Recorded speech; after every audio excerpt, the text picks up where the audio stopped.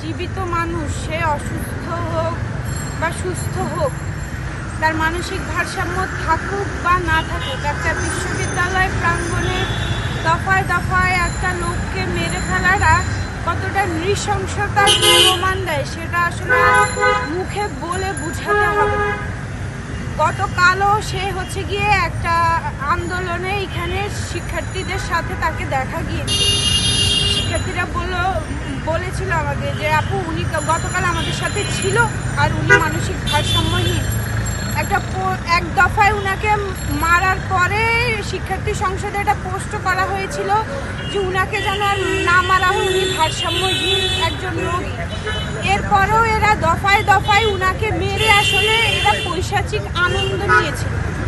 এরা পৈশাচিক আনন্দ নেওয়ার জন্য এই লোকটাকে মেরেছে। আর আমি এখন যতটুকু বুঝছি, আপনারাও বললেন যে এখানে ছাত্রলীগ ইনভলভ রয়েছে।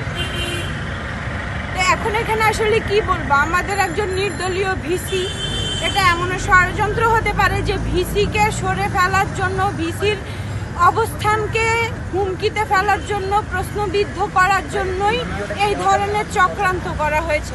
নয়তো একটা লোককে 5 ঘন্টা 4 ঘন্টা 5 ঘন্টা ধরে দফায় দফায় তাকে মারা হয়েছিল যতক্ষণ না সে না মরে যায়। এটা কেমন? এটা একটা বিশ্ববিদ্যালয় প্রাঙ্গণে কি মৃত্যু শেখানো হচ্ছে?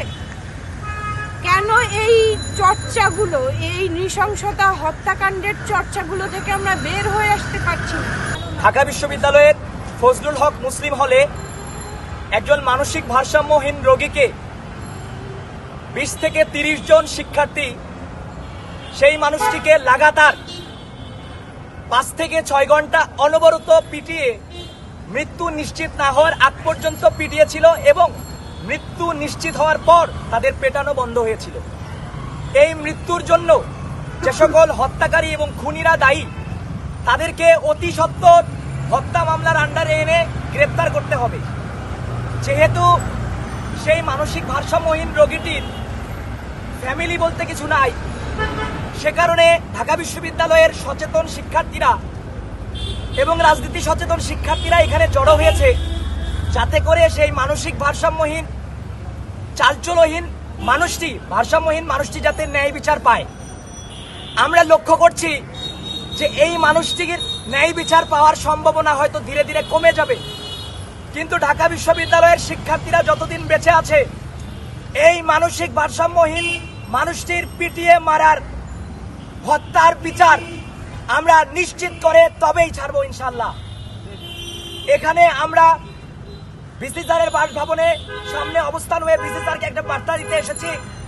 সেই মানসিক ভারসাম্যহীন রোগীটির ফ্যামিলি মেম্বার না থাকলেও আমরা আছি, আমরা সেই মানুষটির ভাই হয়ে এখানে এসেছি এবং যতক্ষণ না পর্যন্ত হত্যাকারীদের গ্রেপ্তার করা হয় ততক্ষণ পর্যন্ত আমরা এখানে অবস্থান করব। কোনো ধরনের আপোষ হবে না, সে যেই হোক না কেন। আমরা যখন সকালবেলা প্রভোস্টের সাথে কথা বলতে গেলাম জহুরুল হক হলে, তখন উনি আমাদের বললো যে উনি একটা তদন্ত কমিটি গঠন করেছে এবং গঠন করার পর তারা সন্ধ্যার পরে হয়তো বা এটা ব্রিফ দিবে। তো এতক্ষণ পর্যন্ত কি আপনারা এই কর্মসূচি অবশ্যই যাবেন? জাস্টিস দিলেই জাস্টিস ডিনাই, অর্থাৎ ন্যায় বিচার যতক্ষণ প্রলম্বিত হতে থাকবে ন্যায় বিচার পাওয়ার সম্ভাবনা কমে যেতে থাকবে। যেহেতু মানুষটির পরিবারের কেউ নেই, যেহেতু ফ্যামিলি মেম্বার নেই, তাহলে তার ন্যায় বিচার পাওয়ার সম্ভাবনা বাংলাদেশের প্রেক্ষাপটে আরো কম। বিপ্লব পরবর্তী এই সমাজে 24-এর বিপ্লবীরা একজন ভাইকে ন্যায় বিচার না পাইয়ে ছাড়বে না ইনশাল্লাহ।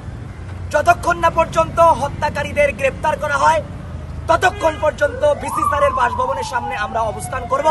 একজন কোনো ধরনের ছাড় দেওয়া হবে না কাউকে।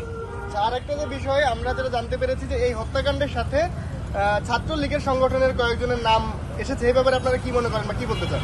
সে যে সংগঠনেরই হোক না কেন তাকে যত দ্রুত সম্ভব তার মার্ডারের মামলায় তাকে গ্রেপ্তার করা হবে।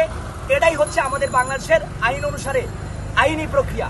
আমরা আইনি প্রক্রিয়ার প্রতি শ্রদ্ধাশীল, সে যেই হোক না কেন, সে ধনী হোক, সে গরিব হোক, সে টাকার মালিক হোক, আর যে সংগঠনেরই হোক না কেন, দ্রুততর সময়ের মধ্যে হত্যাকারীর বিচার করতে হবে এবং দ্রুততর সময়ের মধ্যে গ্রেপ্তার করতে হবে। এটাই আমাদের প্রত্যাশা।